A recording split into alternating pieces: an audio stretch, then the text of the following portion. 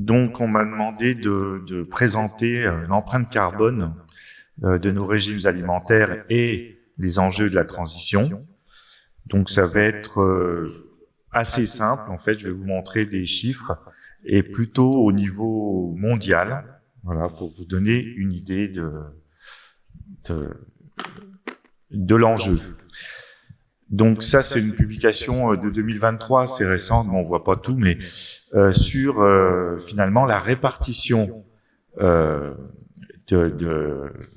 du pouvoir réchauffant de notre système alimentaire mondial, réparti entre les différents types d'aliments. Donc, alors moi, j'arrive pas à lire du coup, mais vous voyez que la viande de ruminant, c'est-à-dire le bœuf et le mouton, hein, pour aller vite, donc c'est 1/3 du pouvoir réchauffant de notre système alimentaire, que le lait, c'est 19%, que le riz, c'est 23%, et ensuite, il y a encore 9% pour les autres types de viande, c'est notamment le cochon, la volaille, et puis tout le reste des végétaux, à part le riz, bon, bah, ça fait voilà, beaucoup moins que 1/4. Donc l'enjeu de ma présentation, ça a été évoqué déjà en introduction, c'est vraiment la consommation de produits issus de l'élevage. L'essentiel de l'impact, alors voilà, si on regarde ce schéma, c'est plus de 60% qui est de notre impact qui est lié aux produits issus de l'élevage dans le monde pour nous nourrir. Donc les enjeux alimentaires, c'est que en plus ces produits issus de l'élevage, on peut constater une demande croissante au niveau mondial qui est liée à deux choses. D'abord, la croissance de la population mondiale. Donc, plus on est nombreux, plus on mange. Voilà. Et d'autre part, la croissance économique et des revenus qui font que plus on est riche, plus on a envie de manger de produits issus de l'élevage. Il y a une petite exception, c'est l'Union européenne. Alors, pourquoi il n'y a pas de croissance de la demande, hein, dans l'Union européenne?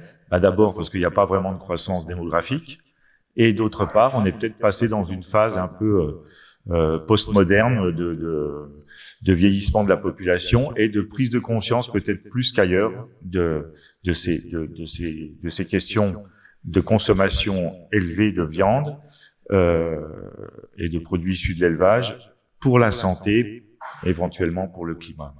Voilà. Et l'autre point important de ce contexte, c'est que la consommation de ces produits issus de l'élevage, elle est très inégalitaire dans le monde. Je vous montrerai, mais elle est beaucoup plus élevée par personne dans les pays riches que dans les pays pauvres.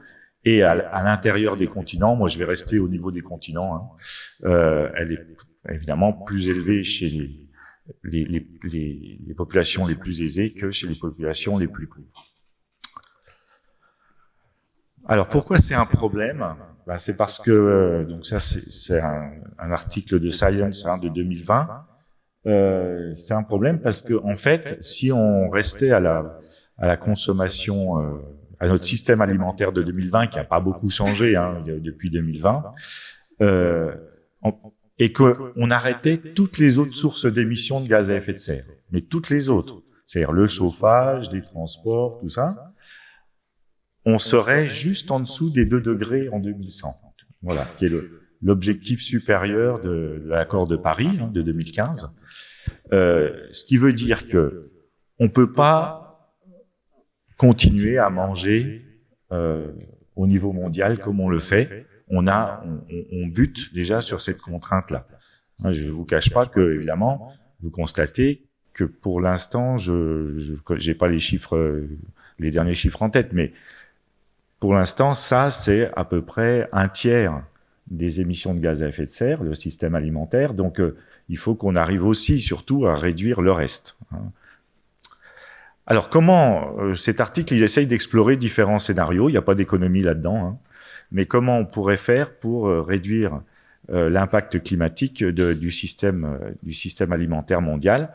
À gauche, en vert, vous avez ce qui concerne la demande, enfin la consommation d'aliments, et puis à droite, en bleu, vous avez ce qui concerne la production.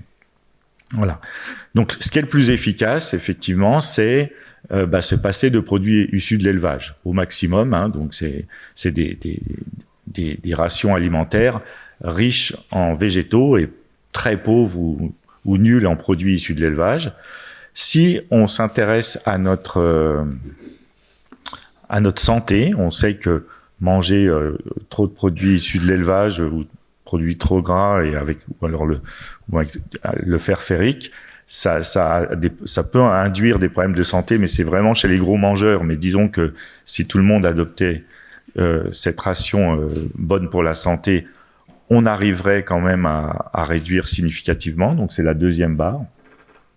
Et puis d'autre part, on voit que du côté de la production agricole et alimentaire, on peut aussi gagner, mais pas tant que ça. Hein. C'est ce qui, en améliorant les rendements, donc c'est la grande barre en bleu là. On peut baisser un peu, hein, et ça, la recherche agronomique passe son temps à essayer de faire ça, c'est bien. Mais on pourra pas réussir qu'en faisant cela. Évidemment, il faut réduire le gaspillage et améliorer les process de production où on peut encore un peu gagner. En fait, le mieux, c'est d'essayer de tout faire, quoi. Voilà, c'est la barre en noir à droite. Si on arrive à faire la moitié de chaque scénario, eh bien, on divise par 2 déjà l'impact du système d'élevage. Donc ça, je vais aller plus vite maintenant. Donc c'est l'évolution de la consommation de viande dans le monde. Hein. Donc vous voyez que ça augmente, c'est ce que je vous disais. Alors la relative bonne nouvelle, c'est que ça augmente davantage pour la volaille en jaune que pour les autres types de viande, notamment la viande de ruminants en rouge, qui est la plus impactante pour le climat, et en vert pour les moutons, mais néanmoins tout augmente. Hein, donc voilà. Alors où est-ce qu'on consomme de la viande dans le monde ? Évidemment, là où c'est le plus peuplé, c'est en Asie, et les perspectives démographiques et économiques font que ça a beaucoup augmenté de 2000 à 2020 et ça continue d'augmenter vers 2030. C'est la même chose en Amérique. Vous voyez que c'est ce que je vous disais tout à l'heure, c'est que dans l'Union européenne, la croissance de la consommation de viande, elle est un peu stoppée, voilà. Et puis dans les pays plus pauvres, donc l'Afrique. Donc là, vous voyez qu'il y a une croissance qui part de bas, mais qui est dynamique. Hein. Voilà. En Afrique, entre 2000 et 2020, la consommation a doublé, surtout par la croissance démographique. Bon, l'Océanie, c'est pas très grave, ils sont pas nombreux. Donc là, mais ils en mangent beaucoup par personne. Voilà, ils en mangent beaucoup par personne. Donc c'est ce que montre ce graphique. Hein. Donc, si vous regardez ici, ce qui est intéressant, c'est que les barres, là où c'est marqué monde, si vous arrivez à lire, en fait, cette consommation moyenne par habitant de produits de viande dans le monde, ça correspond à peu près aux recommandations de l'OMS, c'est-à-dire ce qu'on doit manger comme produit issu de l'élevage pour être en bonne santé. Hein, ça, c'est la moyenne monde. Voilà. Alors, ce que vous constatez, c'est que l'Amérique du Nord... ah oui, non mais j'appuyais pas au bon endroit. Donc le monde... Oui, c'est là. Voilà. Et ça, donc c'est la moyenne par habitant mondial de consommation de viande. Et il se trouve que ça... Alors, je sais pas si c'est par hasard, mais ça correspond à peu près aux recommandations de l'OMS. Alors, l'Amérique du Nord, là, ils consomment 3 fois ça. 3 fois la moyenne mondiale. L'Océanie et l'Europe consomment 2 fois ça par habitant. Voilà. Et l'Amérique du Sud, enfin l'Amérique latine, consomme aussi presque autant que l'Europe par habitant. Donc tous ces gens-là, en fait, ils pourraient être en meilleure santé en consommant nettement moins. Voilà. En moyenne, parce que dans chacun de ces continents, il y a des gens qui n'ont même pas accès à la viande s'ils sont trop pauvres. C'est même le cas dans des pays développés. Et inversement, si vous regardez à droite, Asie, Pacifique et puis Afrique, donc surtout l'Afrique, là, ils consomment beaucoup moins et que la moyenne mondiale et beaucoup moins que que les recommandations de l'OMS, c'est-à-dire qu'ils mangent, pour beaucoup d'entre eux, moins de viande que ce qui serait nécessaire pour être en bonne santé. Donc on voit qu'il y a quand même un enjeu de réduction des inégalités dans les deux sens, à la fois pour être en meilleure santé pour les plus gros mangeurs des pays développés, et d'ailleurs sous-développés d'ailleurs, et d'en manger davantage pour les populations les plus pauvres. Voilà. Maintenant, il faut que je change de bouton, mais ça, voilà. Alors, en Europe, un petit point sur l'Europe très rapide, si le président me laisse le temps. Donc, en Europe, on avait eu, avec l'élargissement de l'Union européenne aux pays de l'Est, on avait eu une baisse, donc entre 90 et 2010, une baisse assez rapide des émissions de gaz à effet de serre, notamment parce que beaucoup de troupeaux des pays d'Europe de l'Est qui étaient menés de manière peu efficace, une reproduction peu efficace, des systèmes une alimentation animale peu efficace, etc., ont été supprimés par la concurrence intra-européenne. Et donc là, on avait gagné beaucoup voilà, on avait beaucoup baissé les gaz à effet de serre issus de l'agriculture. Et puis ça avait repris un peu après, voilà, dans la période entre 2013 et 2020, on va dire. Et là, de nouveau, on repart un peu à la baisse. Donc, ça, c'est plutôt une bonne nouvelle. Mais vous voyez que par rapport aux objectifs, c'est la barre en gris, là. J'ai celle-ci, là. Voilà, ça, c'était les engagements européens. Le trend, il n'est pas encore assez... voilà, on n'est pas encore sur la bonne trajectoire. Alors, l'autre façon d'atténuer nos effets sur le climat, c'est de se dire, bon, si on n'arrive pas à changer de consommation ou à être plus efficace dans la production, en fait, on peut séquestrer plus dans les sols. Et là, mauvaise nouvelle. Mauvaise nouvelle, parce que pendant un temps, le changement climatique a favorisé la croissance des plantes et notamment des forêts. Et donc, on avait un puits de carbone qui grossissait tout seul. C'est-à-dire, voilà, c'était cette période-là. Et puis maintenant, on a des effets du changement climatique, qui sont défavorables à la croissance des forêts, en particulier en Europe. Et donc, nos forêts ne croissent plus aussi vite. Et automatiquement, on séquestre moins. Voilà. Donc là, on est loin de l'alimentation, mais il ne faut pas trop compter sur la séquestration par les forêts ou par l'agriculture dans les sols pour compenser plus ce qu'on n'arriverait pas à réduire par ailleurs. Alors, ensuite, si on regarde un tout petit peu l'agriculture européenne et mondiale, on a aussi des différences très fortes d'émissions dans les systèmes de production selon leur situation géographique. Pour aller vite, pour deux raisons. Il y a des endroits de la planète qui sont très favorables à l'élevage, notamment à l'élevage ruminant. C'est le cas de la façade ouest de l'Europe. Donc, on a des très bonnes conditions d'élevage qui ont tendance à se dégrader avec les étés secs qu'on connaît de plus en plus, mais voilà. Donc on voit qu'en Amérique du Nord et puis d'autre part, on a le savoir-faire des éleveurs.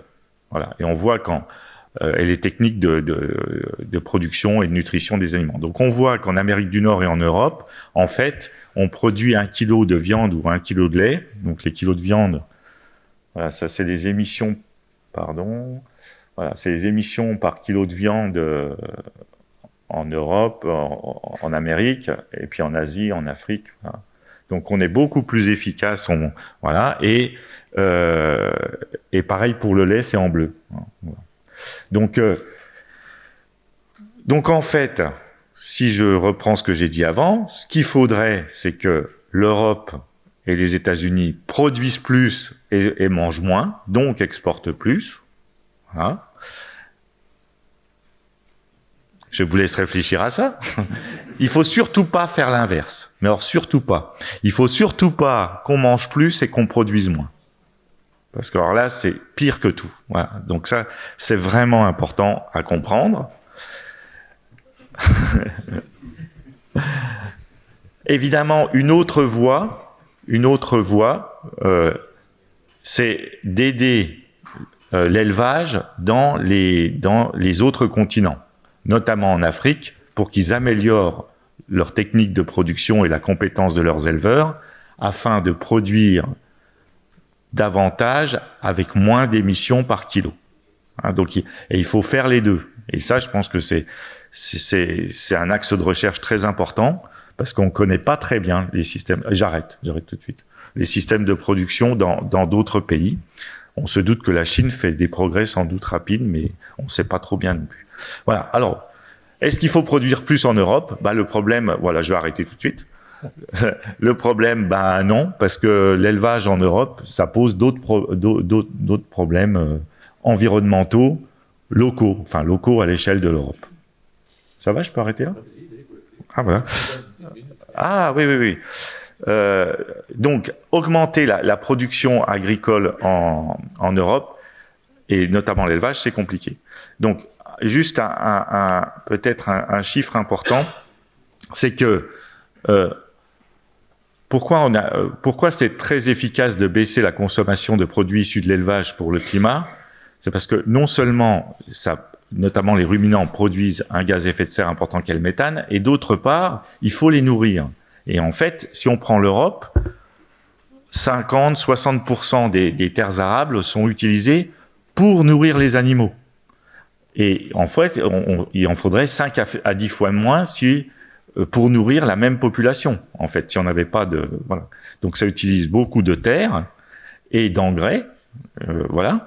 Et encore, en Europe, on importe 70% des matières riches en protéines, principalement d'Amérique, pour nourrir nos animaux.